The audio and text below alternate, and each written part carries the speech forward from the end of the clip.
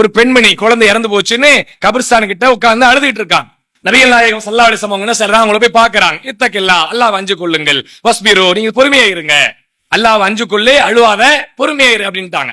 உடனே இவங்க என்ன பண்றாங்க, எனக்கு வந்த மாதிரி உனக்கு வந்தா தெரியும், போ வேலையை பார்த்துட்டாங்க. பொதுவா நம்ம சொல்லுவோம்ல, பாய் பொறுமையா இருங்க பாய், போ பாய், உனக்கு தெரியுமா பாய் நான் எவ்வளவு லட்சம் போட்டேன், எவ்வளவு உழைச்சேன், எவ்வளவு கஷ்டப்பட்டேன், என்னமோ சாதாரணமா ஒரு வார்த்தையில பொறுமையா இருன்னு சொல்றது ஒரு பெரிய விஷயமா பாய், வந்துட்டாரு இதுக்காக அங்க இருந்து நம்மளை கூப்பிட்டு.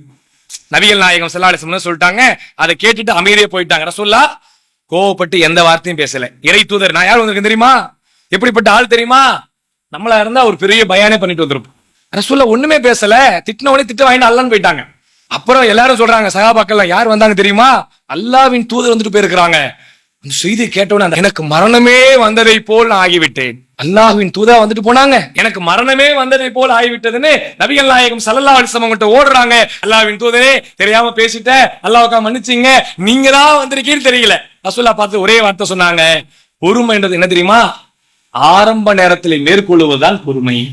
எல்லாத்தையும் பதட்டமாயி பேசி திட்டி தீர்த்தி சாபம் விட்டு எல்லா வார்த்தையும் சொல்லிவிட்டு கடைசியில ஆறுதல் ஆகி 4 நாள் ஆகி 3 நாள் ஆகி 1 வாரம் கழிச்ச உடனே நான் இப்ப பொறுமையா இருக்கேன் பாய், நான் இப்ப பொறுமையா ரிலாக்ஸ் ஆயிட்டேன், பொறுமையா இப்ப எதுவும் பேச மாட்டேன் அப்படின்னு சொன்னா அது பொறுமையே இல்லைன்றாங்க ரசூலுல்லாஹ்.